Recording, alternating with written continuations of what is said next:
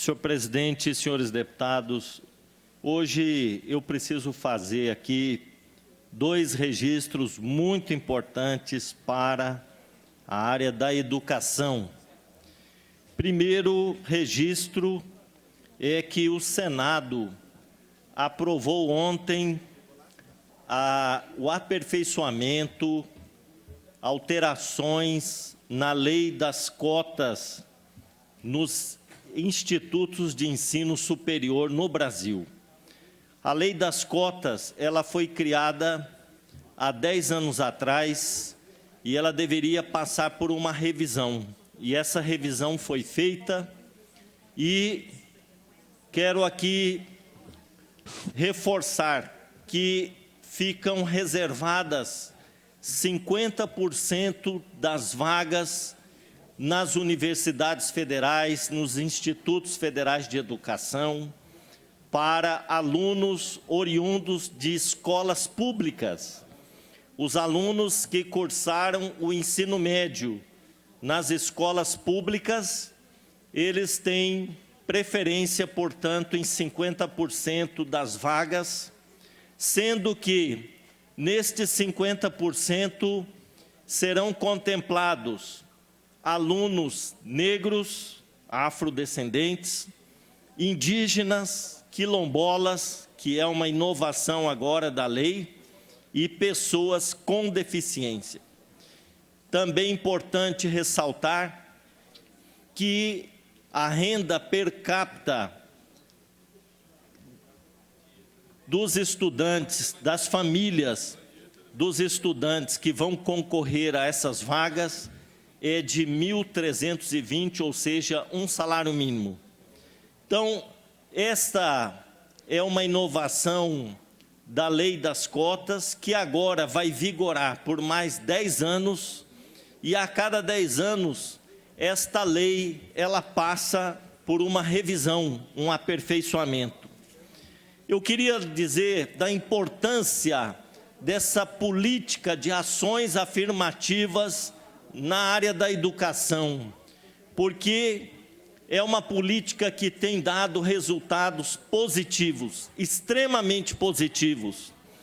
E para reforçar o que eu estou dizendo, eu quero dizer que antes da lei das cotas, nós tínhamos nas universidades apenas 6% de pobres, vulneráveis, indígenas, pessoas negras e pessoas com deficiência. Vejam só, apenas 6% há 10 anos atrás, antes de entrar em vigor a lei das cotas. E agora, 10 anos depois, com a lei das cotas em vigor nas universidades federais, nos institutos federais, nós temos mais de 40% de pobres, negros, indígenas, pessoas com deficiência nas universidades. Isto é uma revolução na área da educação, porque hoje você tem nas universidades a presença de segmentos da sociedade brasileira que antes estavam impedidos do acesso ao ensino superior. E nós sabemos que a educação, ela é um importante instrumento de ascensão social, porque ela abre mais oportunidades para que essas pessoas possam se realizar profissionalmente. Então, é uma questão de fazer justiça a estes segmentos vulnerabilizados da sociedade. Eu me lembro que há 20 anos atrás, 25 anos atrás, eu fui professor na Universidade Federal aqui do Mato Grosso do Sul, o FMS, e nós chegávamos lá para dar aula, deputada Gleice Jane, e nós só víamos filhos de ricos estudando na Universidade Federal. E a gente até dizia assim, é uma ironia você ter aluno de escola pública, pobre, quando vai fazer universidade, ele tem que concorrer a um vestibular, por exemplo, na UCDB, na Uniderp em outras universidades, Unigran, né, universidades particulares. A escola pública, ela tinha a sua maioria esmagadora de alunos das camadas populares. Mas quando esses alunos iam para o ensino superior, não conseguiam entrar na Universidade Federal, que é uma universidade pública.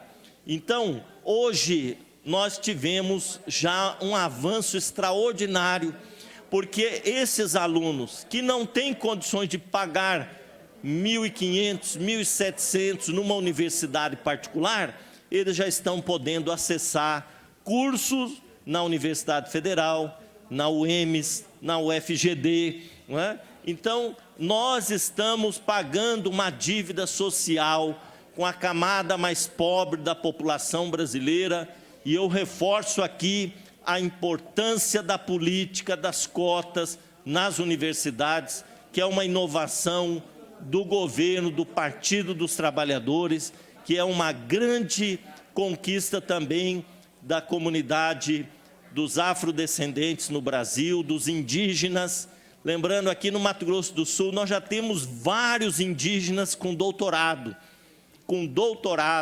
Eu cito aqui o professor Tunico, né, da região sul do estado, um indígena que tem doutorado. Professor Vanderlei, aqui da aldeia Limão Verde, aqui da UANA, tem doutorado, né? E nós temos o próprio Luiz Eloy, né, que hoje ocupa um cargo no Ministério dos Povos Originários, tem doutorado. Então, vários indígenas hoje se destacando com uma carreira acadêmica de sucesso. Concedo a parte, deputada.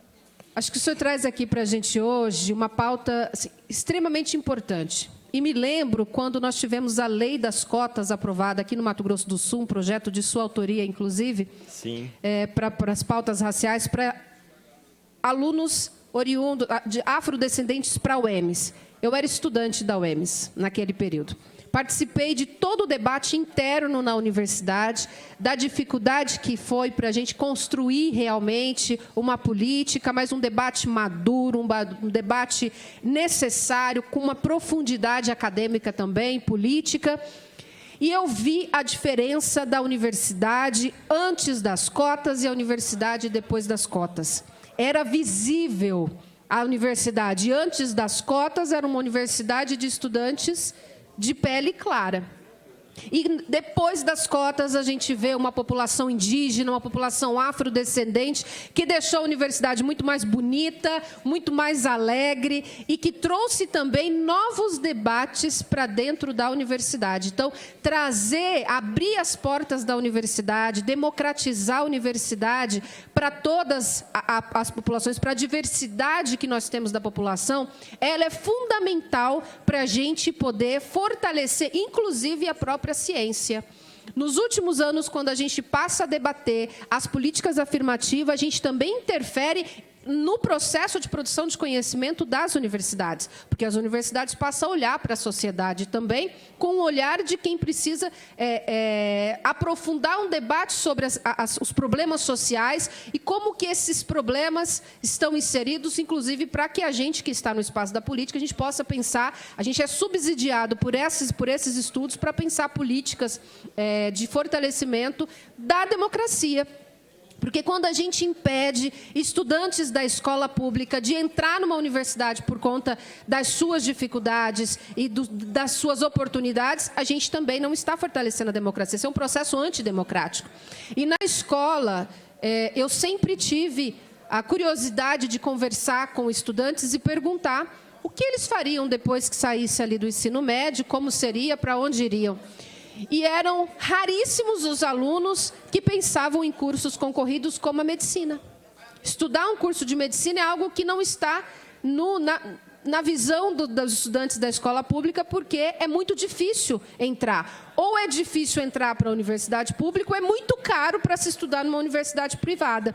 Então, a gente precisa realmente de políticas afirmativas, como essas que a gente está discutindo nesse momento no Brasil, né, relembrando as que a gente fez no passado, inclusive com as da sua autoria, porque elas garantem um processo de democratização do país. Muito obrigado, deputada. Quero incorporar a parte de Vossa Excelência no meu pronunciamento e dizer que ontem o senador Flávio Bolsonaro apresentou uma emenda neste projeto de lei para implantar ali o retrocesso.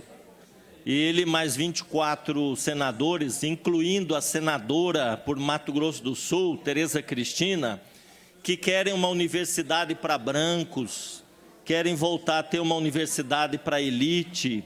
Eles queriam retirar do texto a reserva de vagas para negros, indígenas, pessoas com deficiência.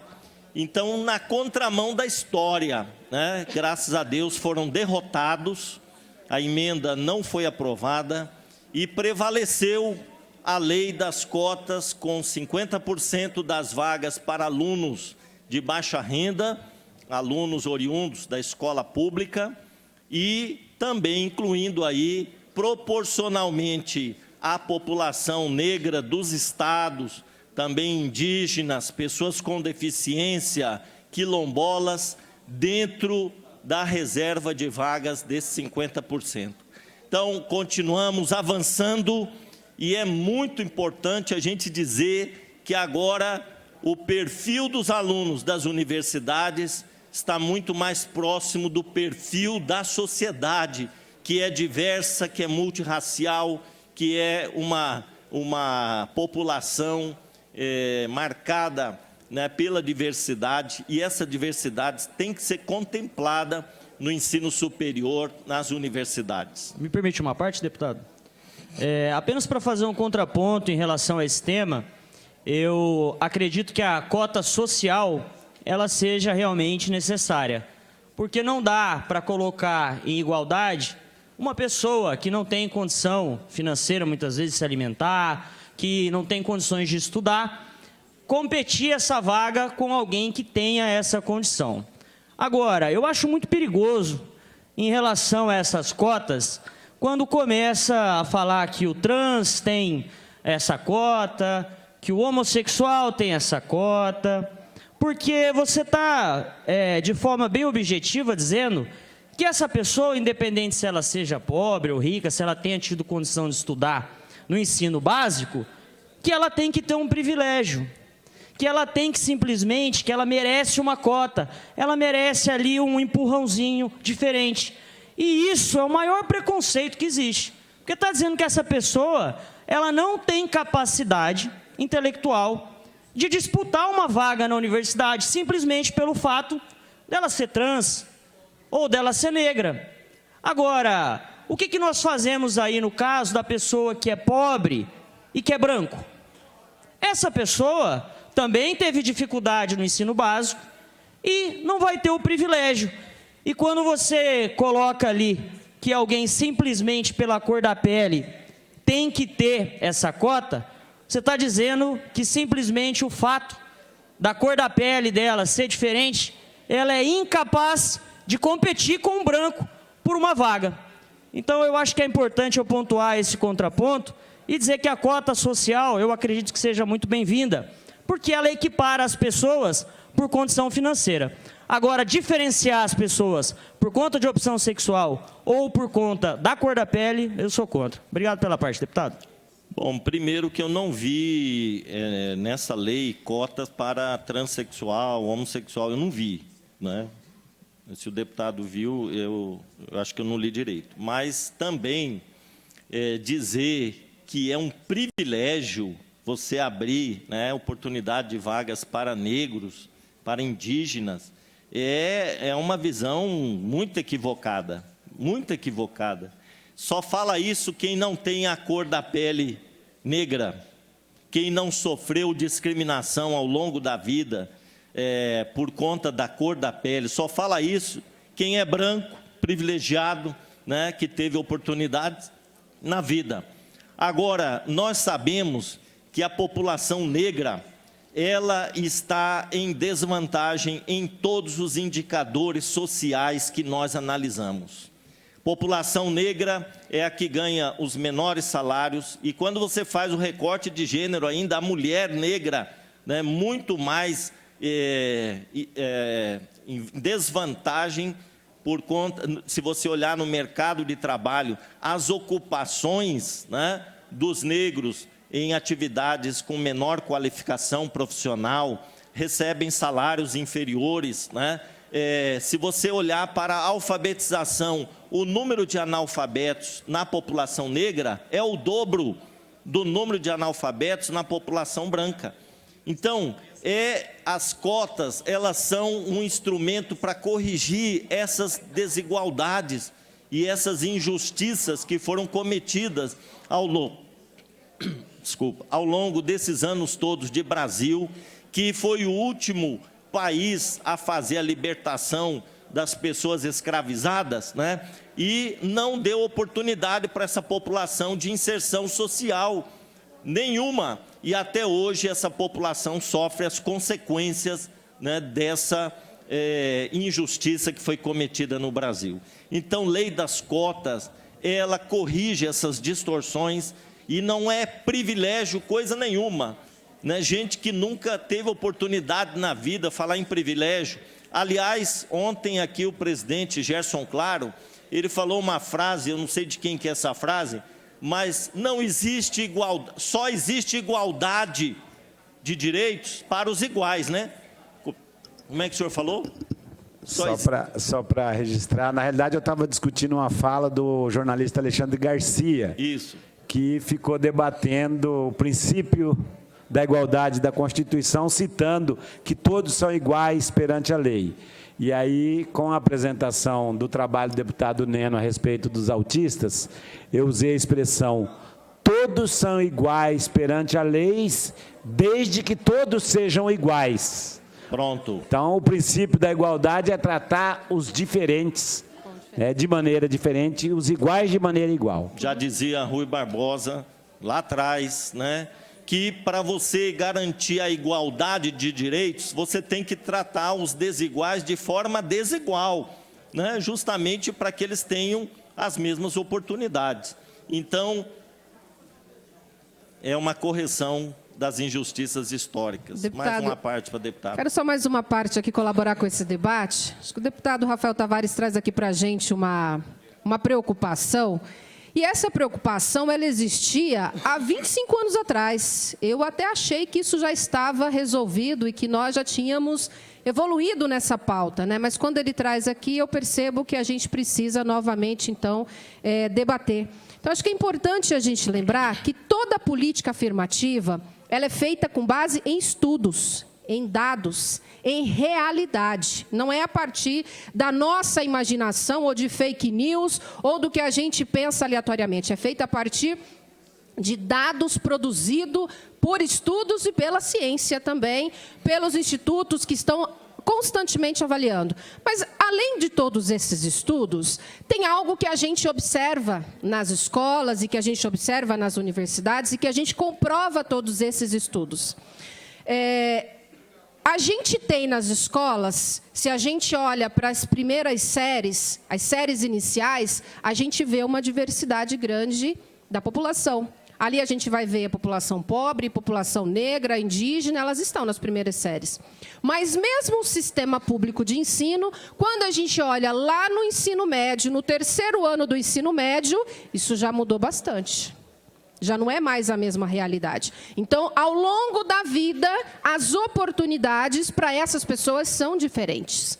Então, garantir cotas, políticas afirmativas, elas são necessárias realmente para corrigir um erro histórico do Brasil, mas elas são necessárias porque realmente, se existe a cota, é porque essas pessoas não chegaram a esse lugar. E me lembro desse debate na universidade, quando eu era estudante, né, de que haveria mais preconceito e que a população afrodescendente seria prejudicada porque iria sofrer discriminação dentro da universidade. E me lembro de uma fala que, inclusive, foi decisiva para que eu tivesse a certeza de que nós tínhamos que seguir na luta pelas políticas afirmativas e pelas cotas naquele momento, que foi uma fala do Dr. Aleixo Paraguaçu, em que ele deu a seguinte resposta: nós, negros e negras, somos discriminados no banco da escola, na hora de conseguir emprego, nas universidades, não, no shopping, em todos os lugares. O único lugar onde negros e negras não eram discriminados era na universidade, porque não tinham sequer o direito de chegar na universidade. Então, o debate das cotas não é para a gente combater simplesmente preconceito, é justamente para a gente trazer à tona e dizer, esse preconceito existe e elas precisam ser combatidas, mas a gente só vai combater preconceito na medida em que a gente tiver a coragem de enfrentar essas políticas e trazê-las à tona. Então, por isso, é fundamental a gente garantir a política afirmativa, as cotas, e se for necessário fazer cotas também para homossexual, para trans, é porque tem dados. E sobre isso eu quero dizer que, na minha experiência como professora, durante muito tempo eu via as meninas trans desistirem da escola porque elas eram violentadas dentro da escola, porque elas não tinham acesso sequer a um banheiro. Quantas vezes eu vi alunas dizerem para mim, professora, eu não sei o que eu faço, porque eu não posso sequer ao banheiro. Se eu vou no banheiro dos meninos, eu sou violentada. Se eu vou no banheiro das meninas, eu constranjo as meninas, porque não existe uma política séria que garanta de combate ao preconceito dentro desses espaços. E elas desistiam da escola ali ainda no ensino fundamental, nem sequer o ensino médio chegava. Hoje, depois de muito debate, de muito enfrentamento, a gente vê as pessoas conseguindo chegar ao ensino médio. Agora, se tem uma dificuldade para chegar às universidades, vamos abrir o debate com dados, com seriedade, sem dizer o que eu acho ou deixo de achar, ou o que a minha religião me manda dizer. Nós temos que olhar para as pessoas como seres humanos e pensar política a partir da realidade delas, independente do que eu penso ou deixo de pensar. É sobre o outro. Pensar política é para o outro, não é para mim. Então, a gente tem que olhar para a política afirmativa com essa preocupação e responsabilidade humana. Obrigada. Queria só alertar os deputados para usar partes, até para contribuir com quem está fazendo o comentário, que a empolgação é muito grande, e pedir permissão para daqui mesmo contribuir com o vosso debate. Permito, dentro do tempo do aparte. Rapidinho, já que o senhor citou agora o nome, a política pública de cotas, ela já pode ser considerada um sucesso no Brasil a partir dos resultados. Política pública de cotas não é uma invenção brasileira. Os norte-americanos fizeram isso há mais de 60 anos atrás. Política pública de cotas é uma política pública feita para ter um determinado tempo, né? Cobrir uma lacuna da história que foi deixada, e assim como Thomas Hobbes escreveu em Leviatã, o poder do Estado e o poder das pessoas, cada um que tem um poder, quanto mais tem poder, mais tende a abusar dele. Então, até na política de cotas, há sim excesso, há sim pessoas que não precisam, mas, de fato, é uma política de sucesso no Brasil. Eu penso que a aprovação da lei, ela é importante, que a gente faça isso como um período da nossa história e que só um dia a gente não precisa ter cotas, a gente não tenha discriminação e a gente tem uma política de igualdade para todos os brasileiros e para toda a humanidade, deputado. Muito obrigado, presidente. Vossa Excelência ilustrou aqui o meu pronunciamento com muita propriedade, e eu ia justamente me referir a essa questão histórica, né? Política de cotas nos Estados Unidos tem mais de 50 anos e lá, né, deu resultados extremamente positivos, como agora nós estamos tendo aqui no Brasil, né? Nós temos resultados muito satisfatórios nesta política.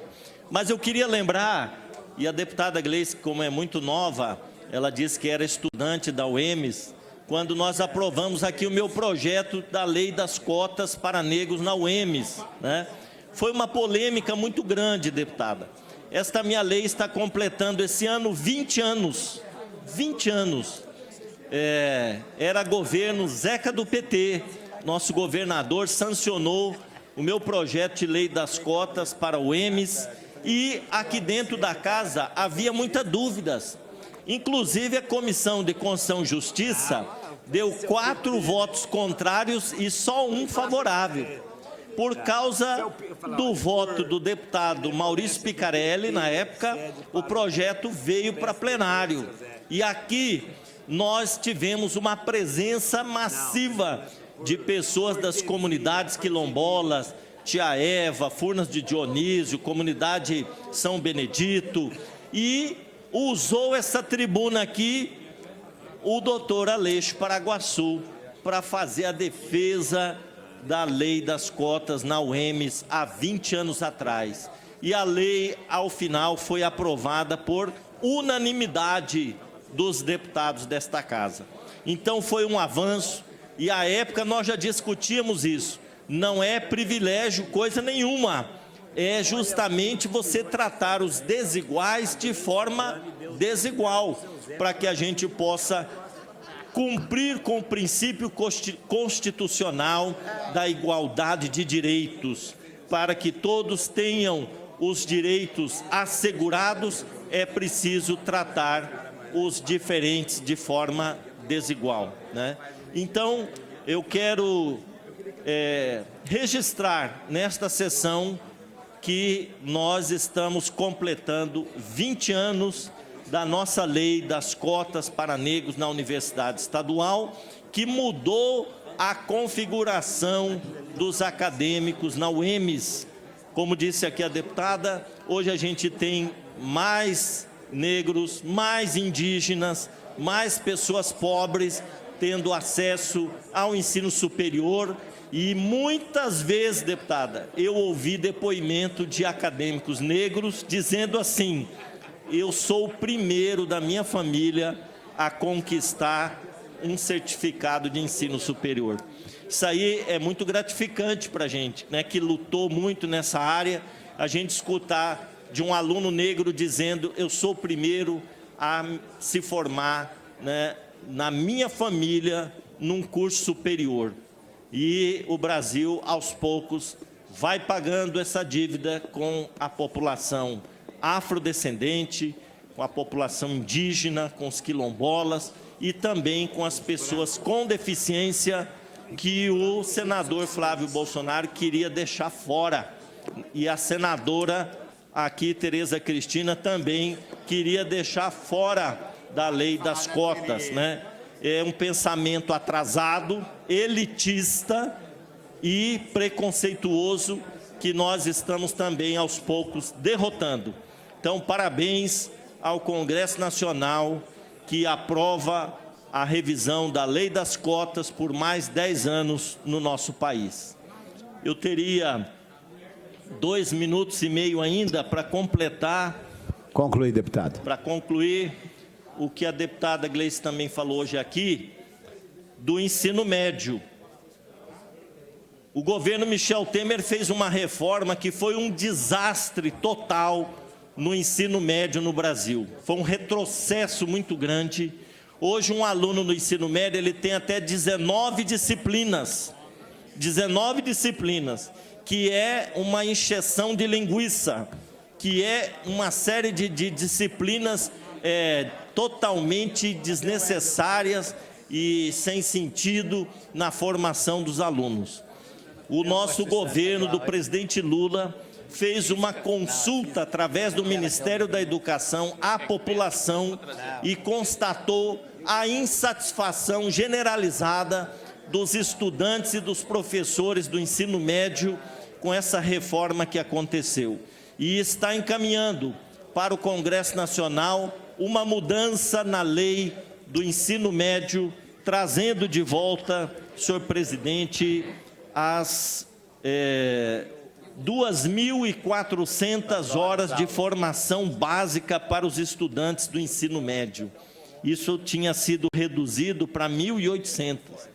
Alunos com uma aula só por semana de história, por exemplo, uma aula só de química, uma aula de física, e depois colocar uma série de disciplinas como empreendedorismo, como projeto de vida, uma baboseira, né? Então, empobreceu demais o currículo do ensino médio. E agora o nosso governo resgata a formação do nosso aluno do ensino médio trazendo novamente para 2.400 horas a formação básica do currículo desses alunos e a volta de todas as disciplinas do ensino médio, incluindo sociologia, filosofia, artes e língua espanhola, né? Então, olha só, nosso governo enriquecendo o currículo, né, dos alunos do ensino médio que tinha sido esvaziado no governo do Michel Temer. Então, senhor presidente, é muita coisa boa aqui para a gente falar nesse momento que nós estamos vivendo no Brasil. Felizmente, meu tempo está esgotado, mas numa outra oportunidade a gente vai continuar trazendo boas notícias para o nosso povo. Muito obrigado. Como bem disciplinado, Vossa Excelência concluiu na hora que o cronômetro zerou, deputado.